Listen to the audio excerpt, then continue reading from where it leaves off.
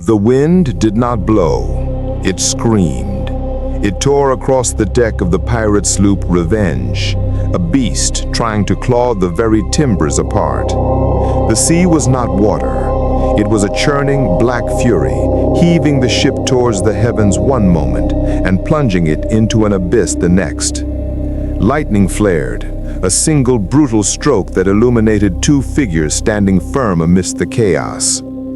One was Flame. Her hair, a wild tangle of red, seemed to hold its own light against the oppressive dark. Her name was Bonny, and her eyes, sharp as shards of glass, were fixed not on the storm, but on the man beside her. He was new, this sailor they called Mark Read. He fought well, she'd give him that. But there was a precision to his movements, a calm, soldierly grace that set him apart from the brawling, cursing men around them. A towering wave crashed over the rail, sending two pirates sprawling. The new sailor didn't stumble. He braced, feet wide, and drove his blade into an oncoming shadow with an economy of motion that spoke of a life lived on battlefields, not ship decks. And suspicion, a low ember for days, burst into flame. When the storm finally exhausted its rage, leaving the Revenge battered but afloat in a dawn of eerie calm, Anne moved. She found him below deck, in the cramped, reeking space where the crew slept. The air was thick with the smell of wet wool, brine, and unwashed men. "You fight like no sailor I've ever seen," she said, her voice low, cutting through the groans of the wounded. Mark, Mary, merely looked up, her wary eyes meeting Anne's challenging stare. She said nothing. "I know a disguise when I see one," Anne pressed, stepping closer. The other men gave them a wide berth, sensing a different kind of storm. "Who are you hiding from?" For a long moment Mary held her gaze. Then, with a resolve that seemed to drain her, she slowly, deliberately began to unfasten the coarse linen shirt she wore. There was no fear in her actions, only a weary defiance. The fabric fell away, revealing the tight-wound bindings across her chest. The truth was not spoken, it simply was, hanging in the damp air between them. Anne did not gasp, she did not cry out. She looked at the woman before her, at the pale skin, and the fierce, unbroken spirit in her eyes, and she saw, for the first time, a reflection of her own soul. A slow, sharp smile touched Anne's lips. She pulled a flask of rum from her belt, uncorked it with her teeth, and took a long swallow. Then she held it out. "My name is Anne," she said. The woman who had been Mark Read took the flask. "Mary," she replied, her voice softer now, the forced gruffness gone. The sound of it was like a key turning in a lock. That night, as the ship rocked on a gentler sea, they sat in the lee of the forecastle, the stars a dizzying spray of diamonds overhead, and Mary Read told her story. It was a tale not of the sea, but of the land, a life forged in deceit and desperation. She spoke of a childhood in England, disguised as a boy by a mother desperate to cheat an inheritance. She spoke of being a footboy, a soldier in the Flanders Wars, riding in cavalry charges with a heart pounding not with fear, but with the strange thrill of a secret life. She spoke of a merchant ship, and finally of pirates, a choice made not for gold, but for the simple, stark freedom from the gallows. Anne listened, and in the spaces between Mary's words, she saw the shape of her own life. The respectable lawyer's daughter from Ireland, cast out for a scandalous marriage. The voyage to the New World, to the sweltering, promise-filled hypocrisy of Charlestown. The wild girl who learned to curse and brawl, who married a charming snake of a pirate named James Bonny, only to watch him become a sniveling informant for the governor of Nassau. And then Calico Jack Rackham, a rogue in a coat of many colors, a man whose smile was a door out of a gilded cage and onto the deck of this very ship. Two women, two lies, Two journeys that had converged in this exact point in time on this wooden world adrift in an endless ocean.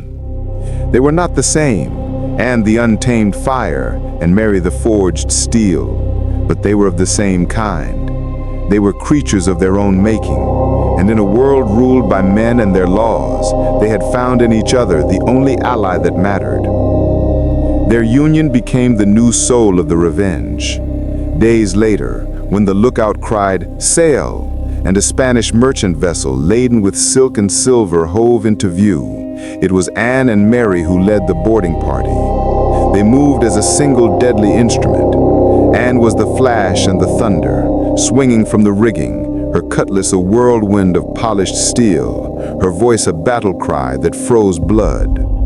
Mary was the silent, precise counterpoint. She fought from the rail with a musket in her hands, then two pistols, each shot a clinical, unforgiving end to a threat.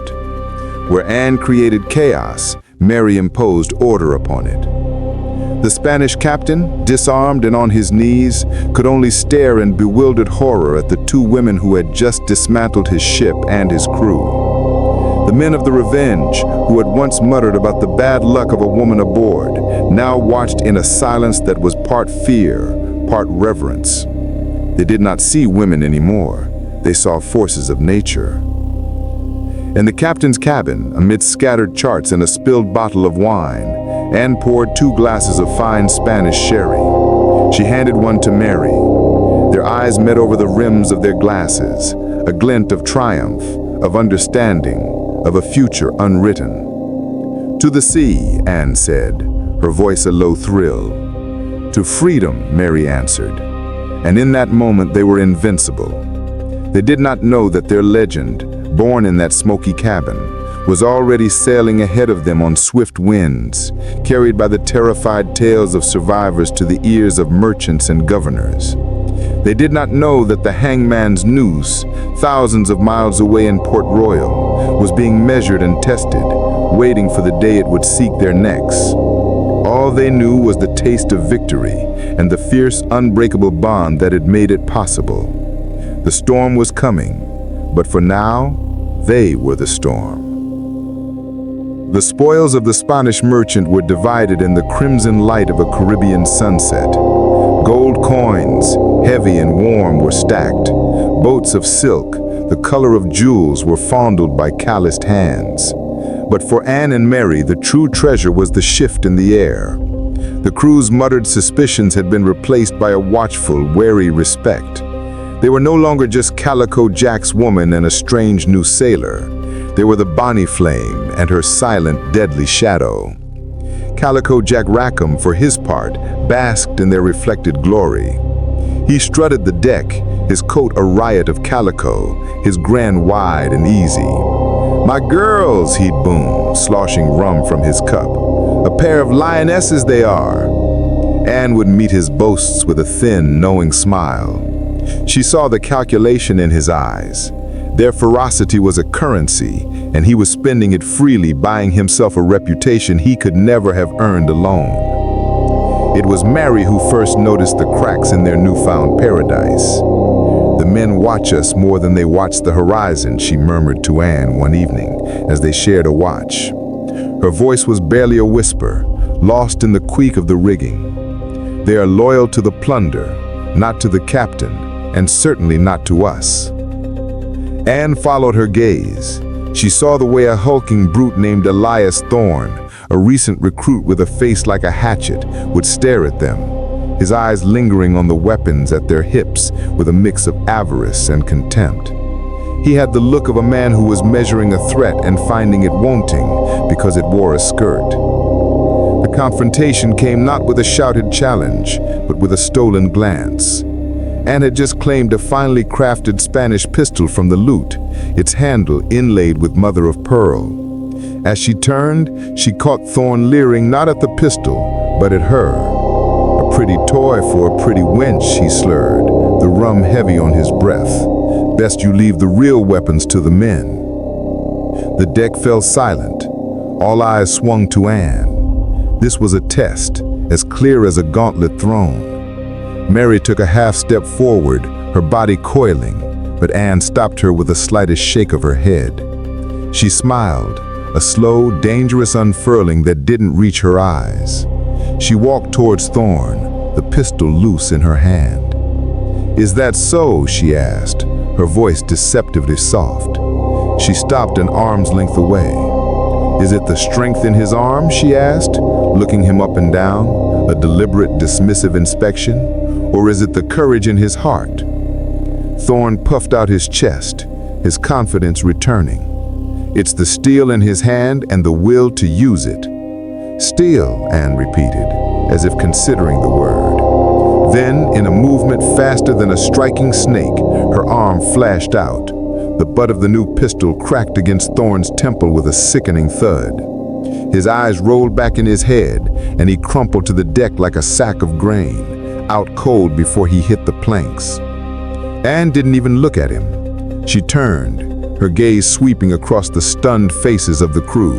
"Anyone else care to lecture me on steel?" she asked, a voice now a whip crack in the silence. No one moved.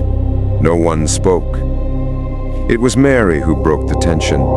She walked over to the unconscious Thorn, bent down, and calmly retrieved the cutlass from his belt. She tested its weight, then tossed it overboard. The splash was loud in the quiet.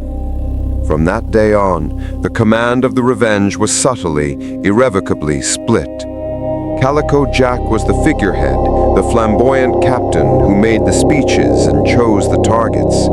But Anne and Mary were the true engine of the ship, its sharpened will. The crew obeyed Jack, but they feared and followed the women. They had become the uncrowned queens of a floating kingdom of outlaws, and their rule was absolute. Weeks bled into months, a blur of sun-bleached days and raid-fueled nights. They haunted the shipping lanes between Jamaica and Cuba, a phantom that struck with terrifying swiftness. Their legend grew, fed by the terrified accounts of spared sailors. They spoke of a red-haired witch who could not be killed, whose laughter echoed amidst the cannon fire. They spoke of a pale, silent wraith whose pistols never missed, who moved through battle untouched by shot or blade. One sultry afternoon, a lookout spotted a prize that made even Jack's eyes gleam. A British merchantman, the Seahawk, riding low in the water, heavy with sugar and rum from the colonies. But lashed to its deck was a different kind of cargo. A dozen men and women in iron collars, their faces hollow with despair. "Slavers," Mary said, her voice flat and cold. The single word hung in the air heavier than any threat. Jack rubbed his hands together. "Fine fat prize, lads, full of sugar to sweeten our purses?" Anne's eyes met Mary's. There was no discussion, no debate. A silent understanding passed between them. This would not be a raid like the others. As the Revenge closed in, cannons roaring, the usual frenzy of boarding was absent. There was a grim, focused determination in the women's movements. Anne fought with a cold fury, her cutlass seeking out the ship's brutal overseers. Mary became a savior of terrifying efficiency, using her pistols to shatter the chains that bound the enslaved, her face an unreadable mask. When the last of the slavers' crew had been thrown overboard or lay dead on the deck, Anne stood before the terrified, newly freed people. "This ship is yours," she announced, her voice carrying across the bloody planks. "Take it. Go." As the Seahawk sailed away, its human cargo, now its crew, Jack stared in disbelief at the vanishing ship, its hold still full of valuable cargo they had left behind. "The rum, Anne! We left the rum!" Anne wiped her blade clean on a dead man's shirt and sheathed it. "Some plunder costs too much, Jack," she said, her gaze drifting to the horizon where the freed ship was shrinking to a speck. It was the first time she had ever questioned the taking of a prize. That night, as the Revenge lay at anchor in a secluded cove, Anne found Mary staring out at the bioluminescent water, her profile etched in moonlight. "You were one of them once, weren't you?" Anne, not a slave, but trapped, disguised. Mary didn't turn. We all wear chains, Anne. Some are just easier to see. She finally looked at her, and the raw truth in her eyes was a physical thing. Today we broke some that were visible. It felt righteous. It was a new word in their vocabulary, a dangerous one. For pirates, righteousness was a compass that pointed away from gold. And as the moon climbed higher, a new, more insidious enemy was already on the move. Aboard the Revenge, in the dark corner of the bilge where the crew gambled and grumbled, Elias Thorne, his head bandaged and his heart full of venom, whispered his poison to anyone who would listen. "The wenches have gone soft," he hissed. "They care more for slaves than for silver. They'll get us all hanged with their righteous notions." He looked around at the circle of grim, nodding faces. A ship needs a strong captain, a man at the helm. It's time we reminded them where the true power lies. The wind shifted, carrying the scent of night-blooming jasmine and the faint, acrid smell of mutiny.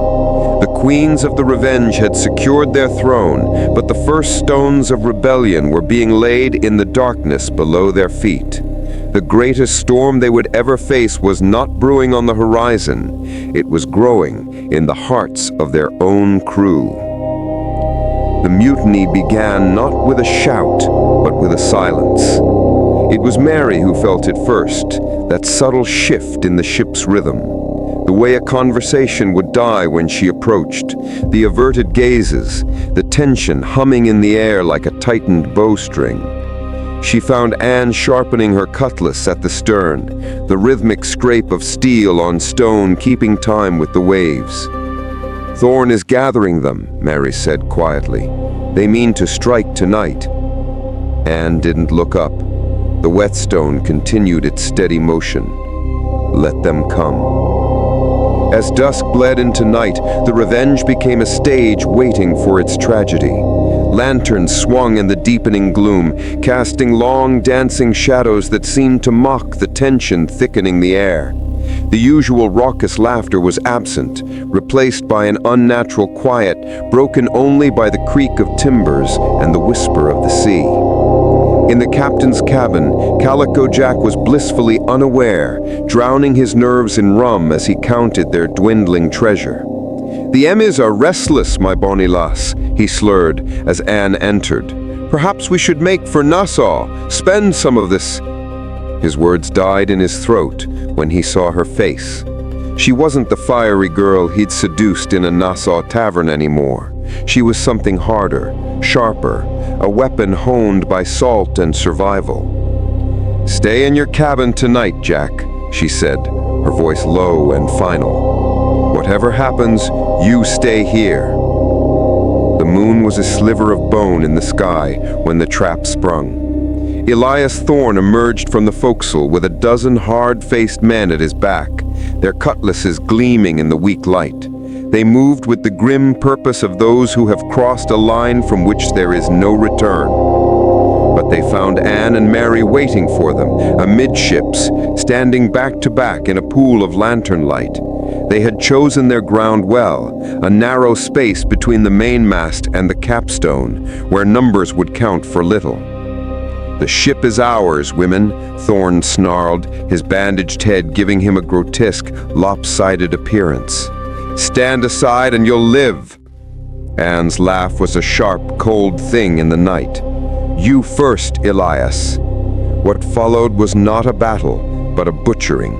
The confined space became a death trap as Anne and Mary moved as one entity, a whirlwind of steel and shot. Anne's cutlass was a silver blur, meeting Thorne's heavy blade with a shower of sparks. Mary's pistol spoke twice, and two men fell, clutching their chests, before she drew her own sword. For a few terrible minutes, the only sounds were the clash of steel, the grunts of fighting men, and the wet thud of blades finding homes in flesh. Anne fought with controlled fury, her movements economical and deadly. Mary was precision itself.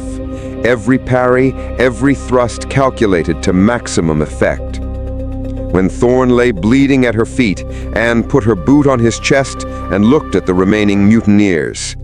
Anyone else cared to question my authority? The surviving men dropped their weapons, their faces pale in the moonlight. But their victory was Pyrrhic. As dawn broke, it revealed a ship stained with blood and division. They had kept their throne, but at the cost of 8 crewmen dead and 5 more in chains. The Revenge was crippled, both in numbers and spirit. It was Mary who voiced what they both knew as they watched the bodies slide into the sea. "We can't stay out here with a skeleton crew. The British will pick us apart." Anne's knuckles were white where she gripped the rail. "Nassau, then. We'll regroup, find new men." But when the Revenge limped into Nassau's harbor 3 days later, they found not sanctuary, but a cage.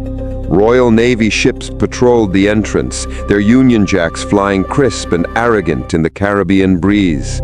The pirate republic was dying, strangled by the noose of British law. In a tavern that stank of desperation and cheap rum, they met with a one-eyed old salt who'd once sailed with Blackbeard. "The Crown's offered a king's pardon," he muttered, leaning close. "But Woodes Rogers arrived as governor last month. He's hanging any who don't take it and any who break it after." Calico Jack's hands trembled as he drank. "We'll take the pardon then. Start fresh." "No," Anne said sharply. Her eyes met Mary's across the table, and in that look passed all their defiance, all their refusal to be tamed.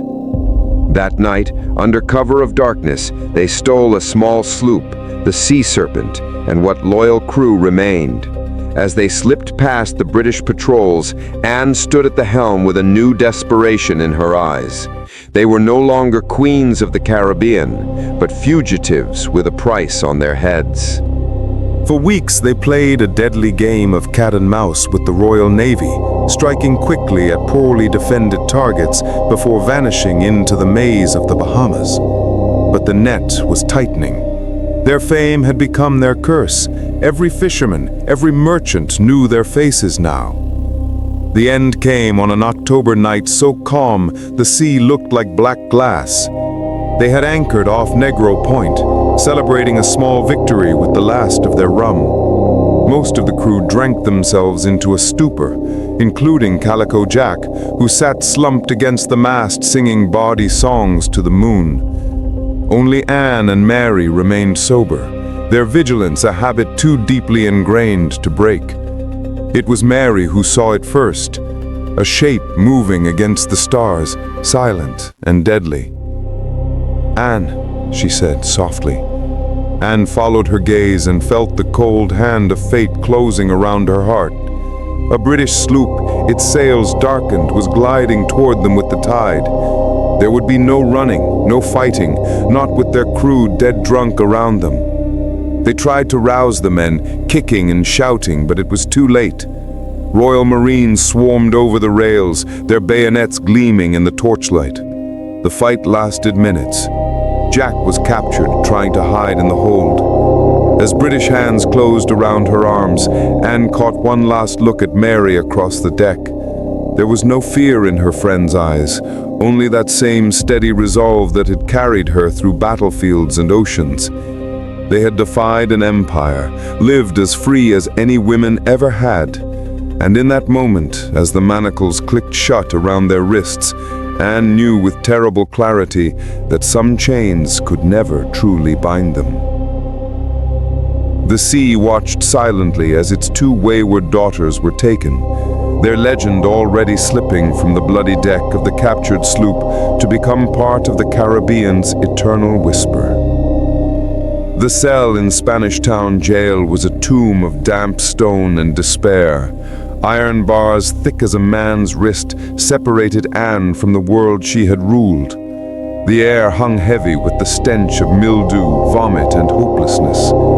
Through a small high window, a sliver of Caribbean sun taunted her, illuminating dancing dust motes that were freer than she would ever be again. Mary was in the adjacent cell. They could not see each other, but they could communicate through the stone. A tap, a scrape, a coded language of survival learned in the heat of battle, now repurposed in the cold stillness of captivity. Tap, tap, tap. Mary's signal. You live? Anne leaned her forehead against the cold, rough wall. Tap. I live. The trial was a spectacle. The courtroom was packed with powdered wigs and eager, hateful faces. They were not tried as pirates, but as aberrations. The prosecutor, a man with a face like a puckered lemon, spat his words like venom. "These inhuman creatures," he declaimed, pointing a trembling finger, "have not only broken the king's law, but the very laws of God and nature. They have taken up arms, dressed as men, and committed acts of violence so heinous they defy comprehension. They are an offense to decency itself." Anne stood straight-backed, her chin high. She met the stares of the jeering crowd, her gaze so fierce it silenced those it fell upon. Mary was a statue of calm, her hands resting quietly on the wooden rail before her, as if she were merely observing the proceedings from a great distance. When the judge, a weary-looking man named Laws, asked if they had anything to say before he passed sentence, the crowd leaned forward, expecting tears, begging, a performance of feminine remorse.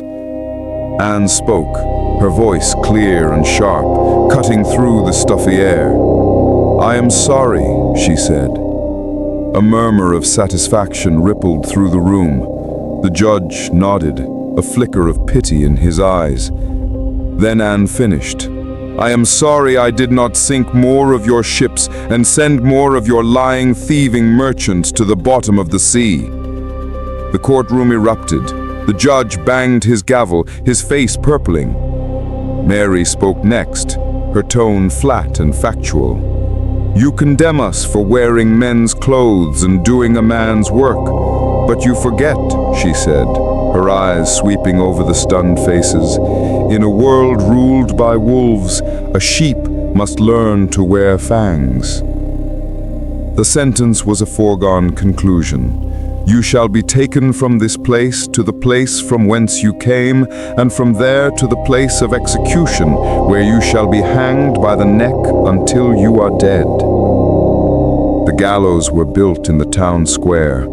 The nooses, thick and coarse, swung gently in the sea breeze. The crowd was even larger now, a heaving, bloodthirsty mass. As they were led up the steps, Anne scanned the faces, a final defiant act. She saw Calico Jack, pale and trembling, being led to his own end. Their eyes met for a final time. He looked away, shamefaced. But as the hangman, a hooded brute, approached them with the rough hemp, Mary spoke the words that would stall the gears of British justice. "I plead my belly," she said, her voice carrying over the crowd. "I am with child." A stunned silence fell. The hangman hesitated, looking to the officials. Then Anne spoke, her voice a mirror of Mary's resolve. "As am I." The law, in its strange, rigid mercy, would not hang a pregnant woman. The execution was stayed. They were returned to their cells, not as condemned prisoners, but as women awaiting childbirth. It was in that grim limbo that fate dealt its cruelest blow. The fever that swept through the jail was a swift and merciless killer. It found Mary in her cell, her body already weakened by pregnancy and confinement. There were no doctors, only a jailer who left a bucket of water and hurried away. Anne could only listen through the stone as Mary's breathing grew ragged, then shallow, then stopped altogether. Tap, tap, tap, Anne signaled, her knuckles bleeding from the force. "Mary?" There was no answer, only the dripping of water and the distant sound of the sea. The silence from the other side of the wall was a void that swallowed all light, all hope. Anne Bonny, who had faced down storms and armies without flinching, slid down the cold stone wall of her cell and wept for the first time since she was a girl. Days later, the jailer confirmed it. The Reed woman is dead. Fever. Anne's own pregnancy, whether real or a desperate lie, was her final lonely shield. The records would show that Mary Read was buried in an unmarked pauper's grave on March 8, 1721. Her name, her legend, her unbreakable spirit were consigned to the earth. But Anne Bonny's story did not end in a Jamaican jail. On a morning shrouded in sea mist, the door to her cell creaked open. It was not the jailer, but a man in the fine clothes of a planter. "Your father sent me," he said quietly. "Enough gold has changed hands. You are to be released on condition you leave Jamaica and never return. Your existence here is to be erased." She walked out of the prison gates a free woman, her body thinned by hunger, her soul scarred by loss. She did not look back. She boarded a merchant ship bound for the Carolinas, the very colonies she had fled years before. The world believed Anne Bonny had died in that prison or at the end of a rope. The official records closed, but legends are not bound by ink and parchment. Years later, in a tavern in a forgotten port, a grizzled old sailor would swear on a bottle of rum that he'd seen her. The bonny flame, he'd slur, his eyes distant, older, her hair more copper than fire. But the eyes, the same damn eyes, commanding a sloop off the Cuban coast she was, slipped into a squall and was gone like she was made of mist. Another would claim she lived out her days in Charlestown, a respectable widow with a quiet son, her past a secret buried deeper than any treasure. The truth was, the sea had forged Anne Bonny, and it never truly let her go. Whether she died an old woman in a soft bed or vanished into the horizon one final time, she and Mary had achieved a kind of immortality. They were no longer just women. They were a warning and a promise. A story whispered on the wind, a flash of red hair in the corner of a sailor's eye, a lesson that some spirits are simply too wild to be caged by any law, any prison, or any grave. The Caribbean remembers. When the storm winds howl, some say it is not the gale they hear, but the echo of two voices, one a battle cry, the other a steady, unwavering truth, forever entwined in the salt and the fury of the sea. The merchant ship Providence was a floating cage of boredom, its decks thick with the smell of tar and the pious hypocrisy of its captain. From the moment she'd been forced to board in Kingston, the air had felt thin, the horizon shamefully close. The crew, a sullen bunch, knew her only as Mistress Anne, a widow returning to the Carolinas. They averted their eyes when she passed, unnerved by the stillness in her gaze, the way her hands, resting on the rail, looked more accustomed to gripping a cutlass than a prayer book. They did not see the calculation in that stillness. They did not notice how her eyes, seemingly fixed on the wake, were actually mapping the positions of the weapons locker, counting the men on watch, noting the lax security around the ship's single, aging longboat. The Providence was a fat, slow sheep, and the wolf inside Anne paced the length of its deck, its chains of respectability chafing raw. The spark came on a moonless night, 5 days out from port. A young sailor, emboldened by rum, cornered her near the foremast. A pretty thing to be traveling all alone," he slurred, his hand reaching for her shawl. "A widow, they say. Perhaps you're lonely." Anne didn't flinch. She didn't cry out. She simply looked at him, and in the dim light, her eyes held the flat, cold sheen of deep-water ice. "Remove your hand," she said, her voice quiet, yet it carried a weight that stilled the very air. The sailor, confused by the lack of fear, grinned wider, his grip tightening. Or what? The fight, if it could be called that, was over in 2 heartbeats. Anne's hand shot up, not to push him away, but to grab his wrist. She twisted, a brutal, precise motion taught to her in a different life by a woman with a soldier's instincts. There was a sickening pop. The man's grin vanished, replaced by a strangled scream as he dropped to his knees, clutching his dislocated arm. The captain, roused by the commotion, arrived with a lantern, his face a mask of outrage. "Mistress, this violence on my ship!" I misunderstood her situation. "I am not prey," she said, her gaze lifting to meet the captain's. In that moment, surrounded by shocked faces, she saw it clearly. The widow's weeds, the silent passage, the return to a gilded cage in Charlestown was a death sentence, slower than the gallows, but just as final. Mary's voice echoed in her memory, not from the prison wall, but from the deck of the Revenge. In a world ruled by wolves, a sheep must learn to wear fangs. She was no sheep. The plan formed with the clarity of a navigational chart. The Providence's longboat was her only chance. It was old, it seems likely rotten, but it was freedom. 2 nights later, when the watch was at its laziest and the sea was a calm black expanse, she moved. She had stolen a knife from the galley and a waterskin from the stores.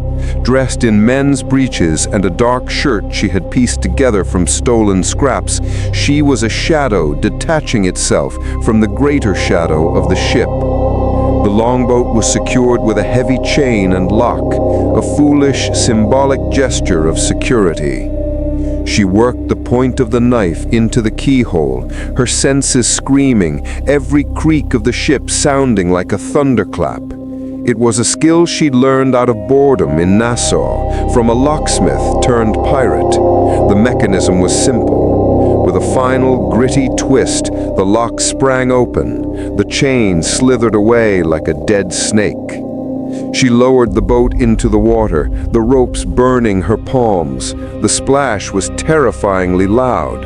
A voice called out from the stern, "Hey, who's there?" There was no more time for stealth. She slid down the rope, landing hard in the rocking boat. Grabbing the oars, she pulled with all the strength born of a life fighting the sea. The Providence, a hulking silhouette against the star-dusted sky, began to recede. Shouts echoed, a lantern was raised, a musket ball whizzed past, hitting the water with a harmless plink. They were shooting at a ghost.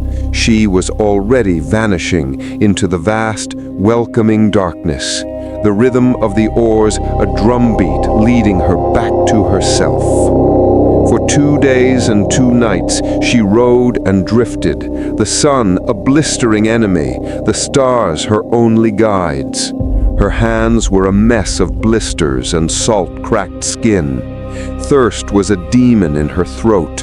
She was pushing east toward the wild labyrinthine cays of the central Bahamas, where the Navy's reach was tentative and a soul could disappear.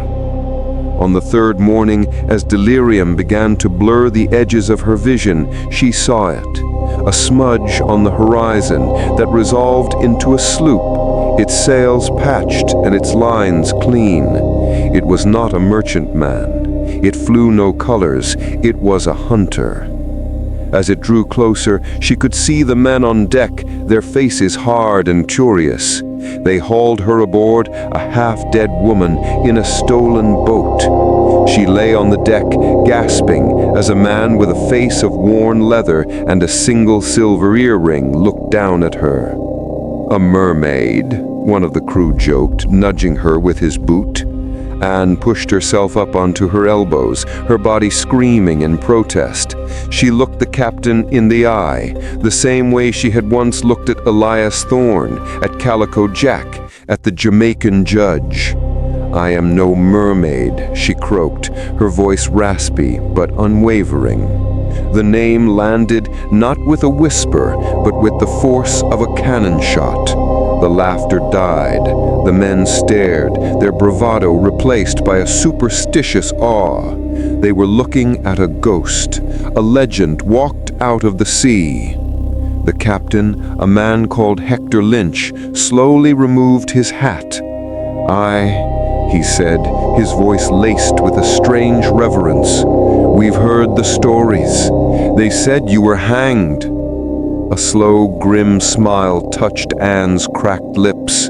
It was the first true smile since they had clamped the irons on her wrists in their grill.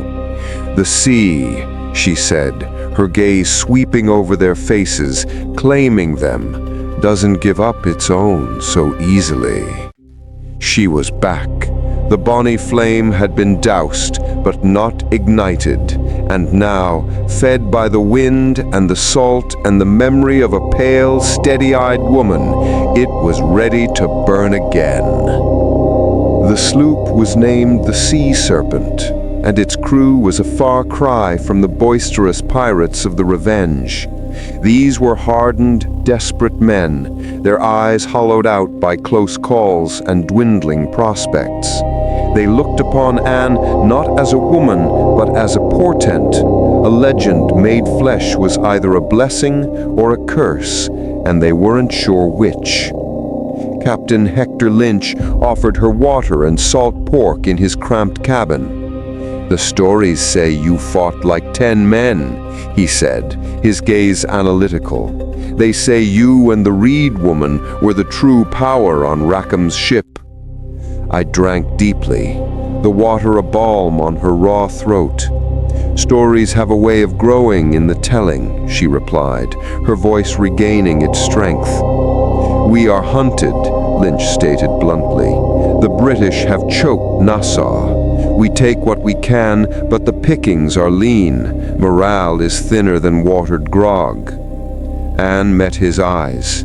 She saw a competent captain, but one who had lost his nerve, who was running out of ideas.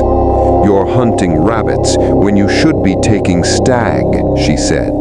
"You strike at small, fast targets because you're afraid of the garrisons, but fear is a scent. The Navy smells it." Lynch's jaw tightened. "And you propose we smell of something else?" "Of gunpowder," Anne said, a familiar fire kindling in her gut. "Of audacity." The opportunity to prove her point came 3 days later. A lookout spotted a vessel, not a merchantman, but a sleek, well-armed privateer, the HMS Sparrowhawk, a known hunter of their kind. It was a predator, and it had their scent. Panic rippled through the Sea Serpent's crew. "It's the Sparrowhawk! She'll run us down! She has twice our guns!" Lynch looked at the charts, his face pale. "We make for the shallows. We can lose her in the reefs." "A retreat they will expect," Anne's voice cut through the fear. "They expect us to run, so we won't." She outlined a plan not of evasion, but of attack. It was madness. It was brilliance. They would use their smaller size and the Sparrowhawk's arrogance against it. They would feign a damaged mast, appearing as a crippled, easy prize. When the privateer closed in for the kill, they would turn into the wind at the last possible second, a maneuver so tight and dangerous it would be suicide for a larger ship. It would bring them alongside, but for a brief, chaotic window. A window for a boarding party. "Their hull is stronger, their guns are bigger," a grizzled boatswain argued. "It's a death wish." Anne's gaze was unwavering. Their belief in their own superiority is their weakness. They will not be ready for a fight. They expect surrender. She looked around at the circle of fearful faces. You have been running for so long you have forgotten how to bite. I am here to remind you. The decision hung in the balance. Captain Lynch looked from his terrified crew to the woman whose name was a byword for defiance. He saw not a ghost, but a commander. Do it, he said, his voice low. What followed was a masterclass in naval warfare. The sea serpent played its part perfectly, limping and listing. The sparrowhawk, confident and hungry, closed in like a shark. Anne stood on the deck, not hidden, but in clear view, a red-haired figure of apparent despair. Steady, she murmured, her eyes locked on the approaching warship. Steady. At the last moment, as the privateer's grappling hooks were being readied, she roared, "Now!" The helmsman, sweating and wide-eyed, threw the wheel over.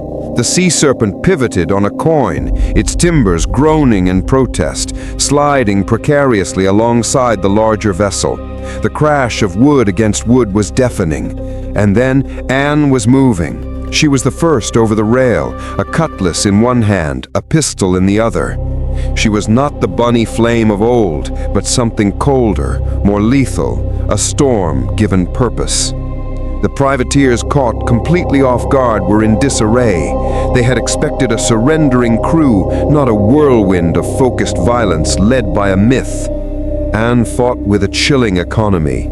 She didn't waste a single motion. A parry, a thrust, a pistol shot at point-blank range.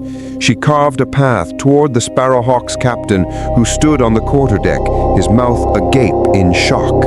The crew of the Sea Serpent, electrified by her ferocity, swarmed after her.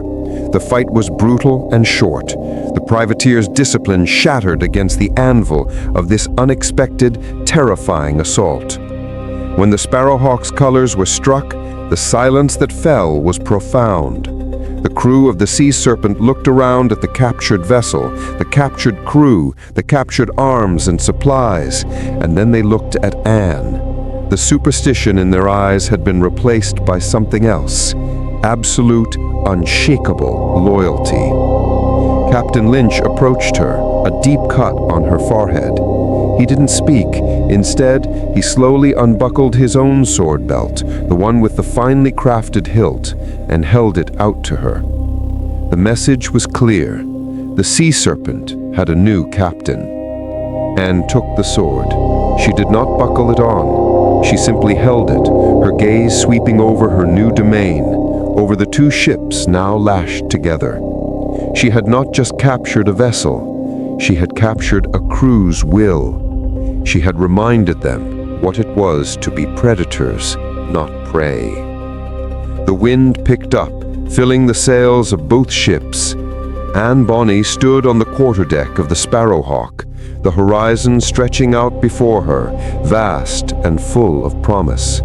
The legend was not just back, it was writing a new chapter, and this time she was holding the pen. The captured Sparrowhawk was not just a prize, it was a key. Its hold contained more than cannons and powder. Tucked inside the captain's desk, Anne found charts marked with Royal Navy patrol routes and a list of informants in Nassau. It was a ledger of betrayal. She stared at the names, her blood running cold. One of them was the one-eyed old salt who had told them of the pardon, the very man who had lamented the death of their way of life even as he sold its remnants for coin. A cold, focused rage settled over her, colder and more dangerous than her previous fiery temper. This was no longer about plunder or even freedom. It was about surgery. "We are not merely pirates anymore," she announced to her consolidated crew on the deck of the Mary's Revenge. The men stood in silence, awaiting her words as they would a prophet's. "We are a reckoning. The Crown does not just hunt us with ships, it poisons us with whispers. We will cut out the poison." Her first target was not a ship, but a man. Elias Pritchard, The one-eyed informant ran a chandlery in a cove near Nassau, supplying pirates with rope and rum while selling their movements to the governor. They descended on his establishment at midnight. There was no battle, only a swift, terrifying intrusion. Anne found him in his back room, counting coins by candlelight. His one good eye widened in horror. "Anne, they said you were hung?" she finished, her voice quiet. She tossed the list of informants onto his table. "You talked to Blackbeard's glory while you polished the hangman's noose." Pritchard sputtered, his hand shaking. "A man has to live. A man has to choose a side," Anne replied. She didn't kill him. That would have been a mercy. Instead, she had him stripped of his wealth, his store burned to the ground, and set adrift in a rowboat with no oars, a living message to any who would betray their own kind. Word of the purge, as it became known, spread through the underworld of the Bahamas like wildfire. Fear of the British was suddenly matched by a new, more intimate fear of the red-haired ghost who knew your secrets. Loyalties were tested, and the flow of information to the crown began to dry up. But Anne's campaign had drawn a more dangerous eye. The new governor, Woodes Rogers, was not a bureaucrat. He was a former privateer himself, a man of iron will and strategic brilliance. He saw in the pattern of her attacks not mere piracy, but a nascent insurgency. He recognized a mind that was his equal, perhaps his superior. He dispatched his most ruthless weapon, Captain Jonathan Thorne of the HMS Valiant, a fifth-rate warship, and a man known for his fanatical devotion to the crown and his contempt for piracy in all forms. He was a hunter of men, and Governor Rogers gave him a simple order: "Bring me the head of the Bonny woman, I don't care how." The hunt began. Thorne studied her tactics, her favored routes, her signature. He realized she used audacity as a weapon, so he would use patience as a shield. He did not chase her. He began to systematically close the ports, blockade the inlets, and seize any vessel that might supply her. He was slowly, methodically strangling her world. Anne felt the pressure mount. The sea, once her domain of infinite possibility, began to feel like a tightening net. Every shadow in the water could be a British hull. Every friendly face could be a new informant. The constant vigilance was a weight on her soul. And in the quiet moments on the quarterdeck, the memory of Mary was a physical ache, a missing limb that throbbed in the storm. It was during a desperate run for fresh water on a small, uncharted sea that the trap was finally sprung. Thorne had not chased her. He had predicted her. He knew she would need to resupply, and he had guessed the location. The Valiant emerged from the dawn mist, a leviathan of oak and cannon, its ports open and guns run out. It was not a fight. It was an ambush of overwhelming force. Cannon fire erupted, tearing into the Mary's Revenge. Splinters scythed through the air. The deck became a chaos of smoke and screams. Anne tried to maintain order, but the sheer volume of fire was devastating. The main mast, struck by a chain shot, cracked and tumbled over the side in a tangle of rigging and canvas, dragging men into the sea.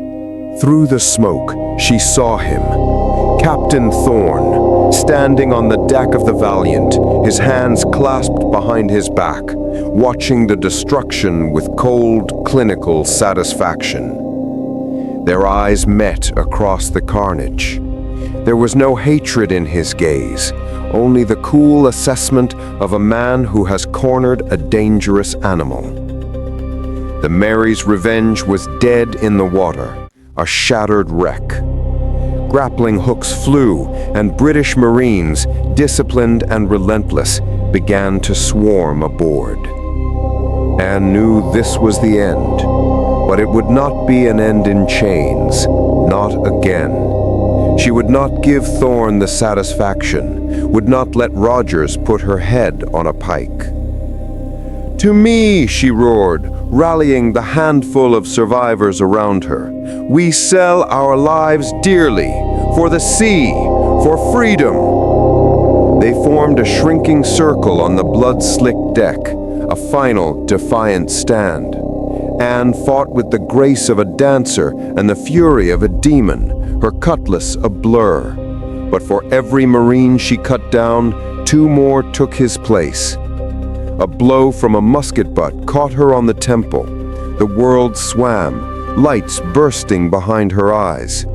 As her knees buckled, the last thing she saw was not the triumphant face of Captain Thorne, but the endless, beckoning blue of the Caribbean sky. She had been born for that sky, for that sea, and as darkness took her, a single defiant thought echoed. The sea does not forget. Consciousness returned not as a gentle dawn, but as a series of brutal facts. The hard planks of a moving deck beneath her, the cold biting embrace of iron manacles around her wrists and ankles, the taste of blood and defeat in her mouth, the rhythmic, disciplined creak of a ship that was not her own. She was in the brig of the HMS Valiant. The air was stale, smelling of tar and the faint, sweetish odor of bilge water. A single grimy lantern cast a jaundiced light, revealing the despair in the faces of the few surviving members of her crew shackled across from her. They looked at her, their captain, their legend, and saw only a broken woman in chains. The door to the brig clanked open. Captain Jonathan Thorne stood silhouetted in the frame, his uniform immaculate, his face a mask of detached triumph. He stepped inside, the sound of his polished boots unnaturally loud in the confined space. "Anne Bonny," he said, his voice devoid of the rage or passion she was used to from her enemies.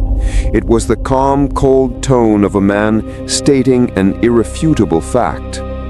The stories, it seems, did not do you justice. You are even more troublesome than I was led to believe. Anne lifted her head, the movement sending a spike of pain through her skull. She said nothing. Her eyes, however, held the same unquenched fire. "You will be taken to Port Royal," he continued, as if delivering a weather report. "You will be paraded through the streets. You will stand trial, a spectacle for the masses. And then you will hang. Your head will be placed on a pike at the harbor's entrance as a permanent reminder of the price of defiance." Still, she remained silent. Her gaze drifted past him, through the bars of the brig's small port, to the sliver of sea visible beyond. It was still there. It was waiting. Her silence seemed to irritate him more than any curse could have. "Have you nothing to say? No final boasts? No pleas for the men who followed you to their doom?" Anne slowly brought her eyes back to his. When she spoke, her voice was raspy from thirst, but utterly steady. "You have my body, Captain. You do not have my story, and it is the story that will hang you in the end." A muscle in Thorne's jaw twitched. He had expected fury, desperation, the unraveling of a pirate. He was not prepared for this glacial calm, this unshakable certainty. He turned on his heel and left, the door slamming shut with a finality that echoed through the hull. The days blurred into a monotony of humiliation and slow passage. She was fed slop, her chains were checked with infuriating regularity, and the Marines looked at her with a mixture of fear and morbid curiosity. But in the darkness, Anne Bonny was not breaking, she was planning. She noted the rhythms of the ship, the changing of the guard, the moment in the dead of night when the sentry's attention would wane. Her hands, small and clever, worked tirelessly at the manacles, using a sliver of metal she had pried from a rotten plank, searching for a weakness in the cold, unforgiving iron. One of her crew, a young man named Liam with a nasty gash on his cheek, whispered to her one night, his voice thick with despair. "Is it true, Captain? Are we for the gallows?" Anne looked at him, her eyes gleaming in the dim light. "The sea does not give up its own so easily, Liam. Remember that." Hope, that most dangerous and vital of currencies, began to circulate quietly among the prisoners. Their chance came not from within, but from without. A storm, brewing on the horizon, rushed upon the Valiant with the sudden violent temper of the Caribbean. The ship began to pitch and groan, the world tilting on its axis. Shouts from above were torn away by the wind. The regular patrols to the brig ceased, as every hand was needed to fight the sea. This was it. The chaos was her ally. With a final desperate twist, she felt the pick she had fashioned catch. A tiny, almost imperceptible click. The manacle around her right wrist sprang open. A fierce, wild joy surged through her.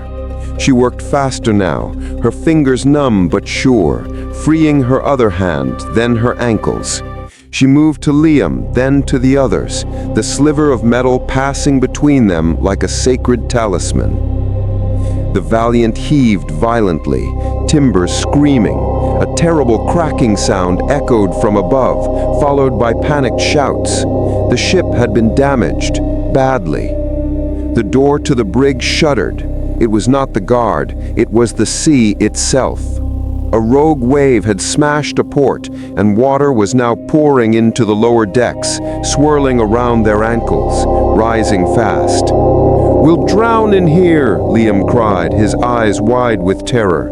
"No," Anne said, her voice cutting through the panic. She braced herself against the wall as the ship listed further. She slammed her shoulder against the brig door, weakened by the force of the water. It held. She did it again, the men joining her. On the third impact, with a scream of tortured iron, the door burst open. The scene on the lower deck was a pandemonium. Water waist deep, Marines struggling to man pumps, the ship leaning at a terrifying angle. In the confusion, they were just more shadows in the storm. "To the longboats!" Anne yelled, but she knew it was futile. The boats would be swamped in these seas. Her eyes scanned the chaos, and she saw it, a gaping hole in the starboard side, where the sea poured in, a wound in the Valiant's hull. It was not an exit, it was a doorway. She grabbed Liam's arm and pointed. "There, we swim for it." "The storm, the sharks," he protested, his face pale. "A quicker death than the gallows," she shouted over the gale, "and a free one." Without another word, she took a deep breath and plunged into the raging, ink-black water pouring through the breach. The cold was a shock, the pull of the sea immense. For a moment, she was tumbled, disoriented, the world a roar of water and darkness. Then she kicked, fighting her way to the surface, gasping in the storm-lashed air.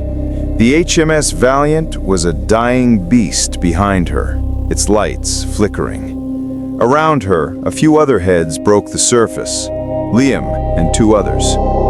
A piece of shattered mast floated nearby. They clung to it, a tiny speck in the vast, angry ocean. Anne turned her back on the sinking warship, on Captain Thorne, on the specter of the noose. She looked instead toward the unseen horizon, her body battered, her spirit unbroken. The storm had not been her end. It had been her deliverance. The legend of Anne Bonny had once again slipped through the crown's fingers, returning to the embrace of the sea from which it was born. The hunt was over. She was gone. The sea, having granted her escape, now demanded payment. The storm raged for hours, a celestial fury that sought to finish what the British Navy could not. The shattered spar they clung to was a bucking horse, threatening to throw them into the abyss with every punishing wave. Salt water lashed their faces, and the winds screamed a hymn of oblivion. One of the men, his grip weakened by a wound taken during the capture, simply vanished between one towering wave and the next. His cry was swallowed by the gale. There was no time to mourn, only to cling, to breathe, to endure. Anne's mind, detached from the agony of her body, drifted to Mary. Not the fever-racked end in the Jamaican cell, but the Mary of the deck, her posture straight, her gaze steady even as the world fell apart around them. Endurance is not a passive act, she seemed to whisper on the wind. It is a war fought in the silence of your own soul. Anne tightened her raw, bleeding hands on the wet wood. She would endure. Dawn broke, not with gentle color, but with a weary, gray surrender. The storm slunk away, leaving behind a bruised sky and a sea that heaved like a sick animal. The silence was as profound as the previous noise had been. There were three now, adrift on a vast, empty canvas of water. The sun became their new enemy, a merciless eye in the sky. Thirst became a living entity, a demon clawing at their throats. Delirium set in by the second day. Liam began to mumble about seeing a tavern in the waves, his eyes wide and unseeing. The other man, an old salt called Finn, simply stared into the distance, his spirit broken. It was on the third morning, as Anne's own vision began to blur and dance, that Finn pointed a trembling finger. "A ghost," he croaked. "A phantom ship." Anne forced her head up, squinting against the glare. It was no phantom. It was a small, twin-masted schooner, its sails patched, but set with a purposeful efficiency. It was a pirate ship, not a navy's. It was salvation. They lacked the strength to wave, to shout. They could only watch as the vessel altered its course, sliding toward them with an almost spectral silence. Faces peered over the rail, rough, curious, and wary. Hands reached down, hauling their emaciated, sun-blistered bodies from the water. Anne collapsed on the deck, the solid wood feeling like a miracle. She looked up into the face of the schooner's captain, a woman. She was perhaps 10 years Anne's senior, her skin tanned to leather, her dark hair streaked with silver and tied in a practical knot. Her eyes, the color of weathered sea glass, held a deep, abiding sadness and a core of tempered steel. She was not beautiful, but she was formidable.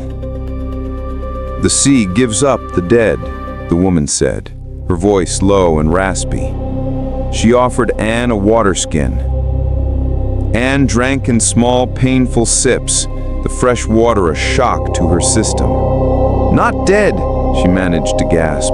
"Just delayed." The woman's eyes traveled over Anne's face, lingering on the defiant set of her jaw, the fire that not even thirst and exposure could extinguish. "I am Isabel," she said. "This is the Sea Witch, and you are the one they call Bonny." It was not a question. The legend had sailed ahead of her even here, in the middle of nowhere. Isabel's crew was a mosaic of the Caribbean's cast-offs, escaped slaves, indentured servants who had fled their masters, natives displaced from their islands. They were not pirates who dreamed of gold doubloons, but refugees who fought for the right to simply be. Their haven was not a port, but a secret fortified atoll known only as the Sanctuary, a place not on any British or Spanish chart. As the sea witch cut through the water, Isabel told Anne her story. She had been the wife of a plantation owner on Barbados. After watching her husband work a young slave to death for a minor transgression, she had poisoned his evening rum, freed every soul on the property, and taken to the sea with the few who wished to follow. "I do not raid for treasure," Isabel said, her gaze on the horizon. "I raid for justice and for survival. The world of men has no place for women like us, so we must make our own." In Isabel, Anne saw a new reflection of herself. Not the fiery brawler or the vengeful spirit, but a leader, a protector, a different kind of queen. When they reached the sanctuary, it was unlike anything Anne had ever seen. Hidden behind a treacherous ring of coral, it was a natural harbor where a small community thrived. There were gardens, fresh water, huts, and a sense of weary peace. Here, the children of escaped slaves played with the children of Arawak natives. It was a fragile, beautiful dream built in defiance of a cruel world. For a few days, Anne allowed herself to heal. She ate fresh fruit, drank clean water, and felt the sun on her skin without the immediate threat of death. Liam and Finn, their strength returning, looked to her, waiting for her decision. Isabel found her one evening, watching the sunset paint the lagoon in shades of fire. "You are welcome to stay," she said. "This can be your home, a place to rest." Anne looked out at the peaceful water, then down at her own hands.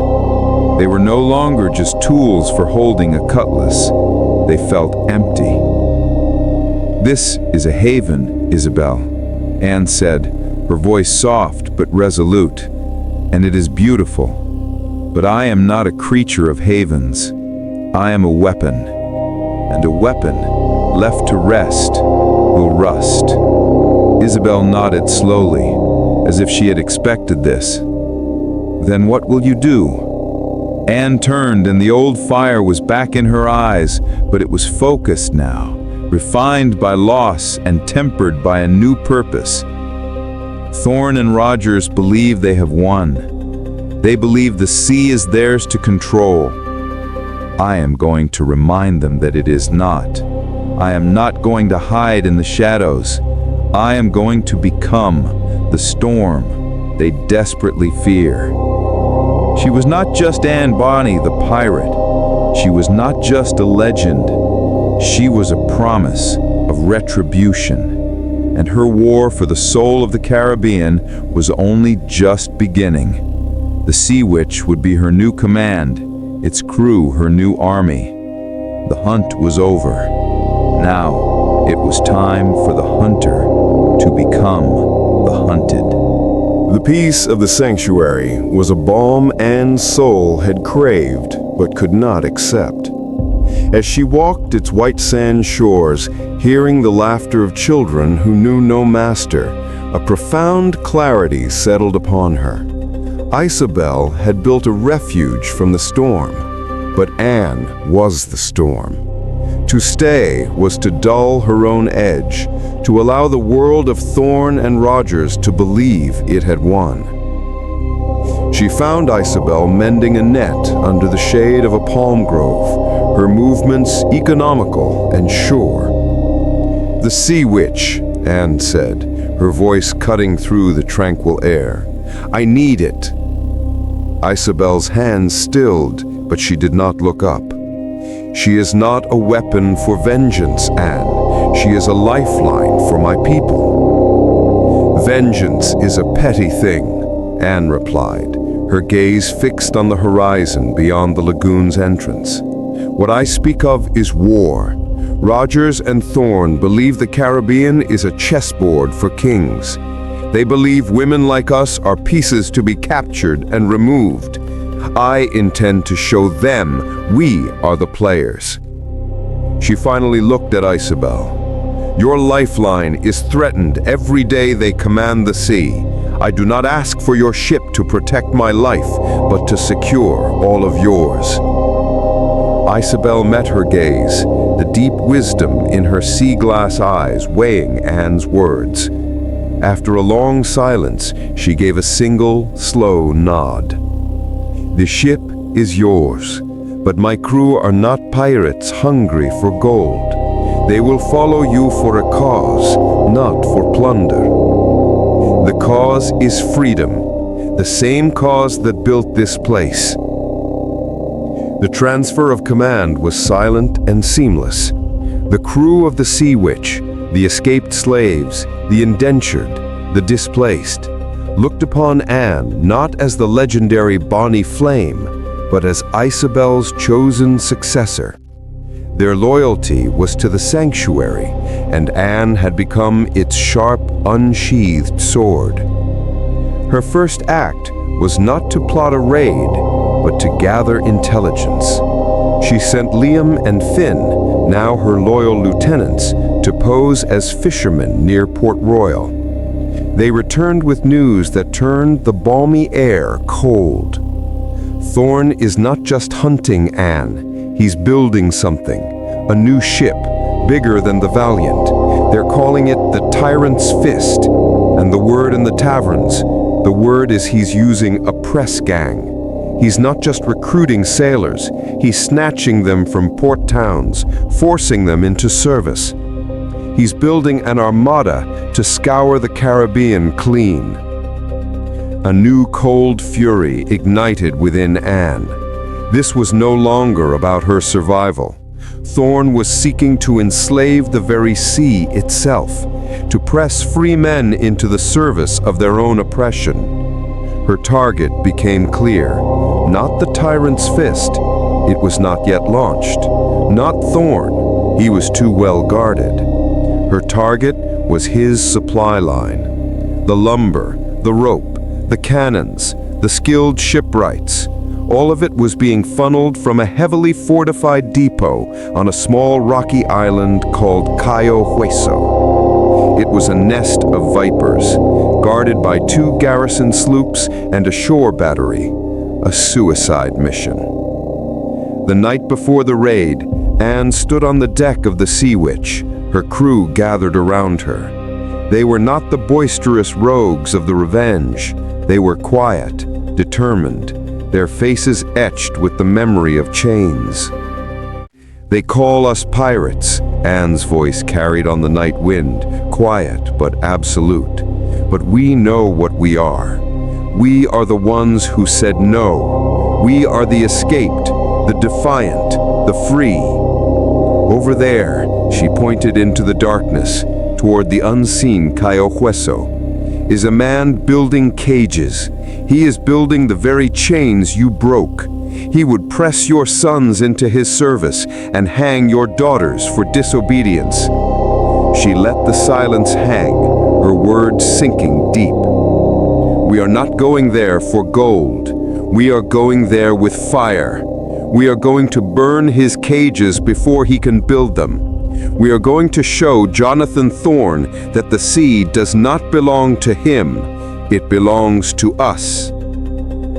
There were no cheers, but a low, unified growl of assent. The gleam in their eyes was not the lust for treasure, but the hard light of a holy war. The attack on Cayo Hueso was a masterpiece of asymmetrical warfare. Anne did not engage the garrison sloops. Under the cover of a moonless night, the Sea Witch, with its shallow draft, slipped through a reef the British charts marked as impassable. She landed a small hand-picked team, including Mary's old student Liam, who moved with a soldier's quiet grace behind the depot. While Anne created a diversion, firing the Sea Witch's cannons at the empty end of the bay, Liam's team infiltrated the depot. They didn't try to steal the supplies. They poured stolen rum over the stacked lumber and immense coils of rigging. They spiked the cannons waiting to be installed, driving hot nails into their touch holes, rendering them useless. The first explosion, when it came, lit the night. A storehouse of gunpowder, touched by the spreading fire, erupted in a pillar of flame that tore the sky in two. The shore battery, confused and panicked, fired wildly at the sea witch's ghostly silhouette, but Anne was already pulling back, her ship melting back into the labyrinth of reefs. As they sailed away, the entire depot of Cayo Hueso was a roaring inferno against the night, a beacon of defiance visible for miles. The tyrant's fist had been stillborn.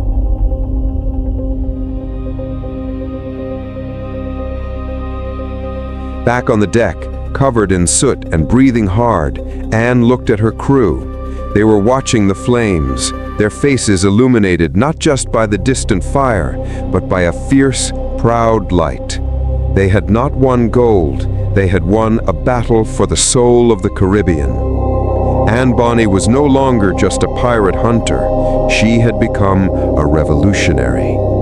And in the governor's mansion in Port Royal, Jonathan Thorne stared at the reports of the burning depot, finally understanding the true nature of his enemy. He was not hunting a woman, he was trying to extinguish an idea. And ideas, once set ablaze, are the most difficult fire of all to put out. The burning of Cayo Hueso was not an attack, it was a declaration. It was a message written in fire and gunpowder, and it was read by every soul in the Caribbean who chafed under the crown's heavy hand. Whispers of the Red Queen and her shadow war began to circulate, not just in taverns, but in slave quarters and in the cramped holds of indentured servants' transports. To them, Anne Bonny was no longer a pirate, she was a symbol.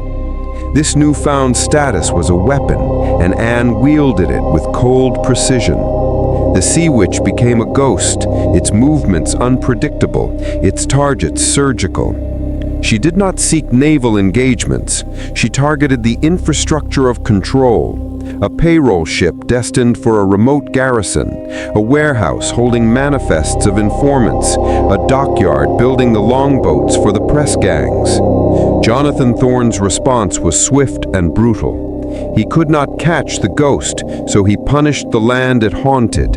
Villages suspected of sympathizing with pirates were burned. Fishing boats were seized, their crews press-ganged on suspicion alone. The noose, which had once waited for Anne in Port Royal, now swung with grim regularity in every port under British control, claiming the lives of men and women accused of aiding her. He was trying to drown the flame in a sea of blood. The strategy struck a nerve deeper than any cannonball could. It was Liam, his youthful face now hardened by the realities of their war, who brought the news to Anne. They were anchored in a secluded mangrove channel, the air thick with the scent of decay and secrecy. Thorne hanged 10 men in Nassau yesterday, Liam reported, his voice tight. Their crime? Selling fish to a vessel that might have supplied us. He's calling it collateral justice. The people, they are terrified. They are starting to see us not as liberators, but as a curse. A cold knot tightened in Anne's stomach. Thorne was turning her greatest strength, the support of the common folk, into a liability. He was making her legend a death sentence for anyone near it. That night, as the chorus of tree frogs and night insects filled the air, Anne found herself staring into the black water, her reflection a shattered phantom. The weight of those 10 innocent men felt heavier than any chain. Mary's voice, a memory so vivid it was almost a presence, seemed to whisper from the shadows. A leader fights for her people, Anne, but a ruler sacrifices them for a cause.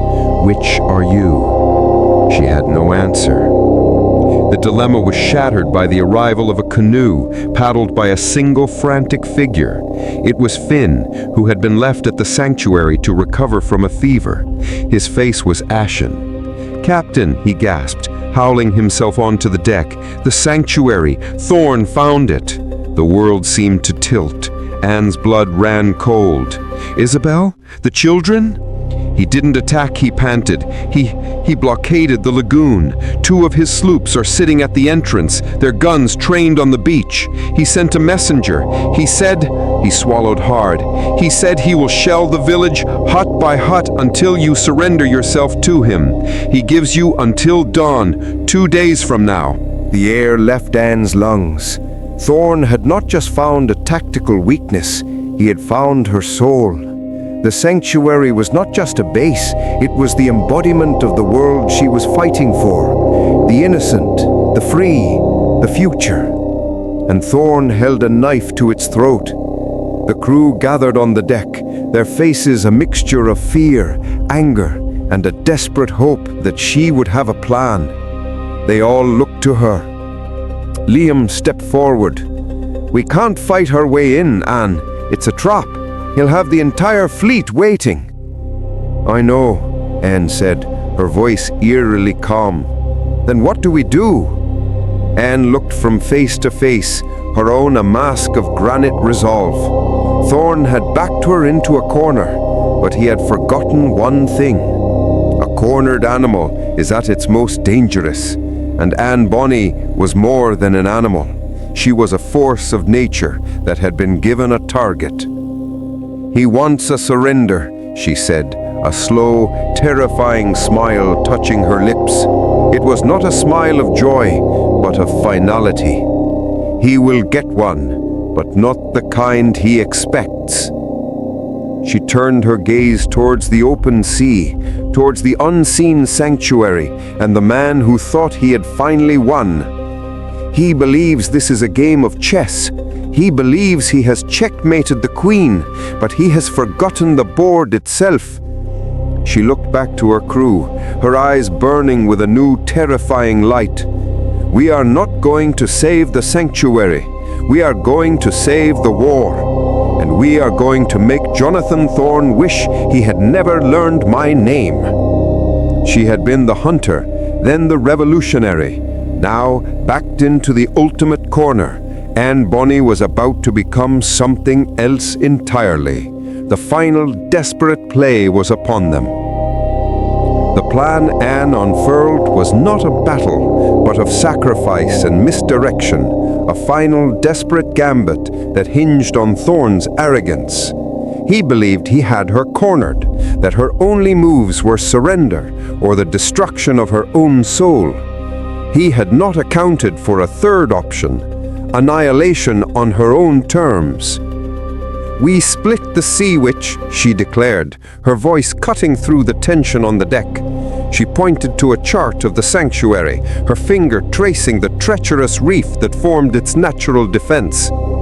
"Thorn's sloops are here, blocking the main channel. They will be watching for us to try a heroic, foolish rescue. They will not be watching for a ghost." Her orders were swift and precise. The Sea Witch's longboat, the same one that had carried her to freedom from the Providence, would be loaded with every remaining barrel of gunpowder, scrap metal, and tar they possessed. It would be a floating bomb. A small, loyal crew, volunteers who knew they would not return, would sail it directly into the main British blockade under a flag of parley, a ruse to get close enough to be devastating. "It is a death sentence for the longboat crew, and a likely one for us on the reef," Liam said, his face pale.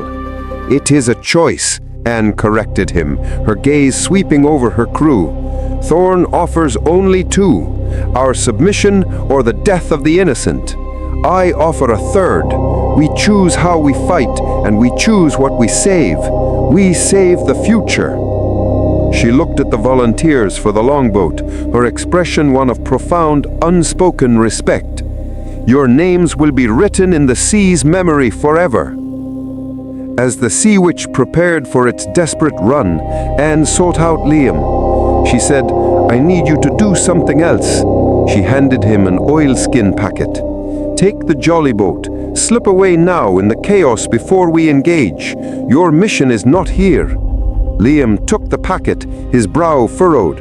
"Captain, inside is the location of every informant, every supply route, every weakness we have uncovered in Thorn's network.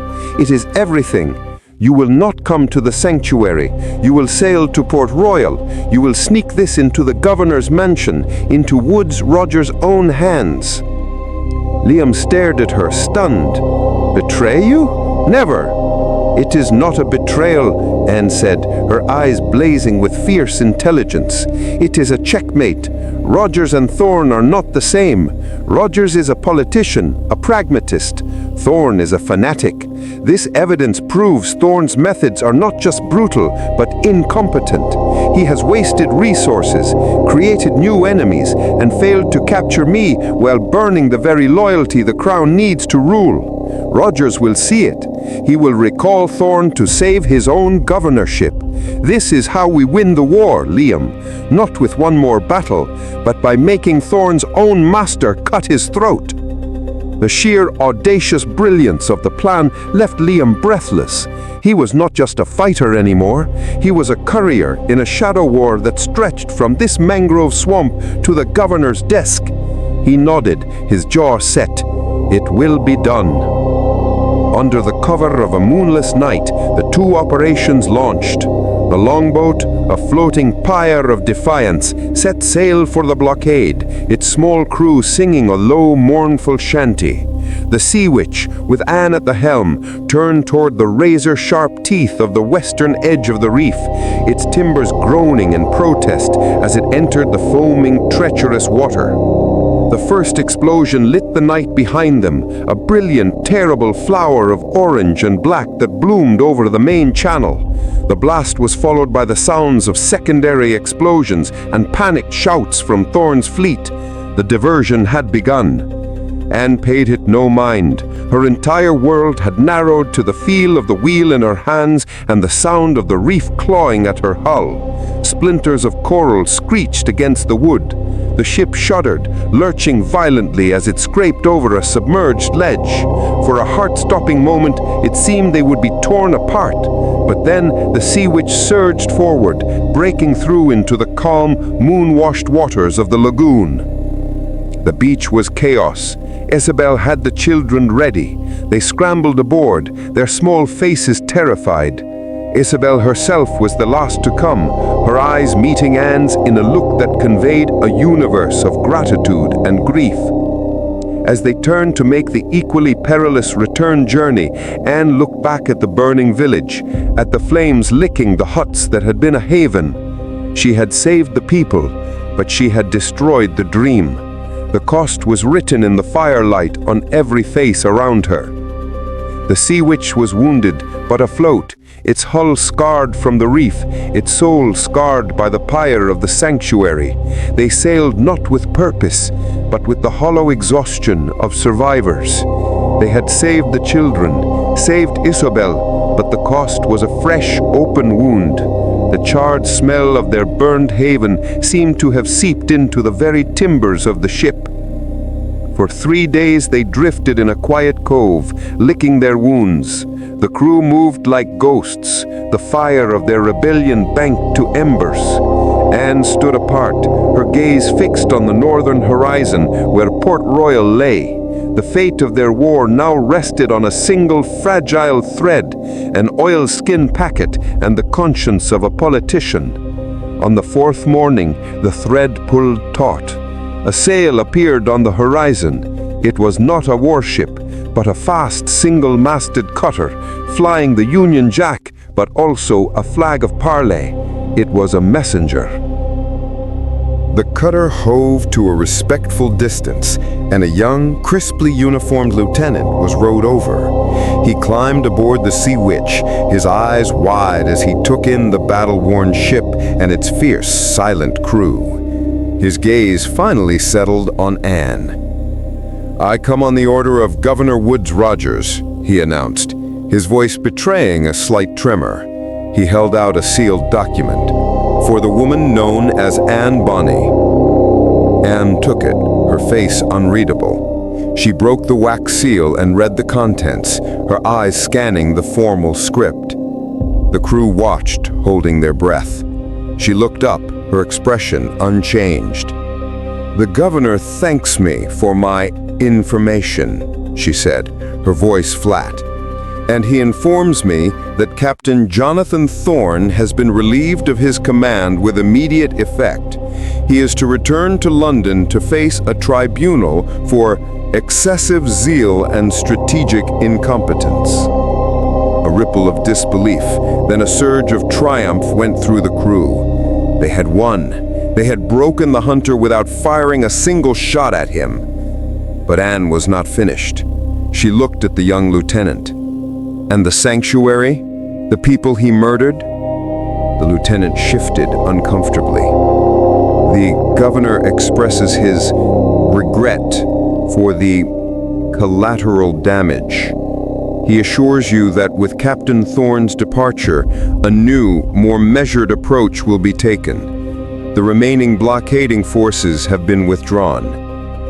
It was a victory, a political, bloodless, hollow victory. Thorne would not hang. He would face a comfortable tribunal in London. The burned villages and hanged innocents were merely collateral damage. The rage that Anne had held at bay now threatened to choke her. This was the way of kings and governors, clean, sanitized, and utterly merciless. She crumpled the letter in her fist. "You may go," she said to the lieutenant, her voice dangerously quiet. As the cutter sailed away, the crew celebrated. They had faced the might of the British Empire and forced it to blink. But Anne walked to the bow of the ship, alone. Isabel found her there later, staring at the endless blue. "It is a victory, Anne," she said softly. "You saved us. You broke their best weapon." "I traded a monster for a bureaucrat," Anne replied, not turning. "The cage is still being built, just by quieter hands. Thorne was a symptom. Rogers is the disease." She finally looked at Isabel, and the depth of her grief and fury was terrifying to behold. "We won the battle, but the war is eternal." She knew then what she had to do. The path of the revolutionary, trying to carve out a permanent space in a world that would always reject them, was a fool's errand. It led to burned sanctuaries and political compromises. She was not a queen, and she would not be a martyr. That night, she called the crew together one last time. "The world of kings and governors is a web," she told them. "You can fight it, you can sting it, but you will always be part of its design. I am done with webs." She handed the command of the Sea Witch to Isabel. "Lead them. Find a new sanctuary. Build it deeper. Hide it better. Live." Then she turned to Liam and the few who had been with her from the beginning. "For those who wish it, there is one last voyage." She did not need to say where. They saw it in her eyes. The open sea, the uncharted horizon. Not to fight a war, but to leave it behind entirely. At dawn, Anne Bonny stood at the helm of a small, swift sloop they had taken in their last raid. A handful of the most hardened, most restless souls stood with her. They carried no manifesto, sought no kingdom. They were not revolutionaries. They were ghosts. As the Sea Witch turned south to seek a new beginning, Anne's sloop turned east into the rising sun. She was not returning to the Caribbean of navies and governors. She was sailing for the world's edge, for the maps marked, "Here be dragons." The legend of Anne Bonny did not end that day. It simply changed. She vanished from the stories of empires and the records of kings. But in the taverns and on the decks of ships that still dreamed of freedom, they spoke of the Red Queen who had humbled the British Lion and then sailed beyond the horizon, forever unbroken, forever free. She had learned the final, most powerful lesson, that true victory lies not in defeating your enemy, but in removing yourself from their battlefield entirely. The sea was vast, and it remembered its own. Anne Bonny and her legacy belong to it, now and forever.